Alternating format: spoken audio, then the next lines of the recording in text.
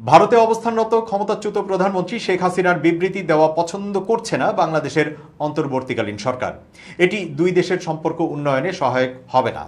ঢাকায় নিযুক্ত ভারতীয় হাই কমিশনার প্রণয় ভার্মা পররাষ্ট্র উপদেষ্টা তৌহিদ হোসেনের সঙ্গে সাক্ষাৎ করতে এলে বিষয়টি তাকে জানানো হয়।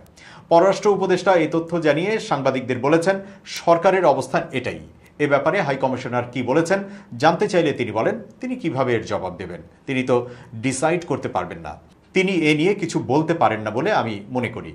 রাষ্ট্রদূতের পক্ষে এর উত্তর দেওয়া সম্ভব নয়। এটা সর্বোচ্চ পর্যায় থেকে সিদ্ধান্ত নিতে পারে। তিনি যেটা পারেন তার সদর দপ্তরে জানাবেন। আমি নিশ্চিত তিনি এটা সদর দপ্তরে জানাবেন।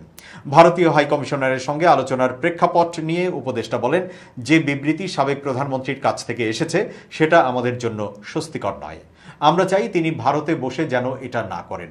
সংখ্যালঘুদের উপর হামলা নিয়ে ভারতীয় গণমাধ্যমের অতিরঞ্জিত খবরের বিষয়টি দেশটির দূতকে স্মরণ করিয়ে দেন পররাষ্ট্র উপদেষ্টা। তিনি বলেন, এখানে কিছু ঘটনা ঘটেছে, সেটা আমরাও তদন্ত করছি।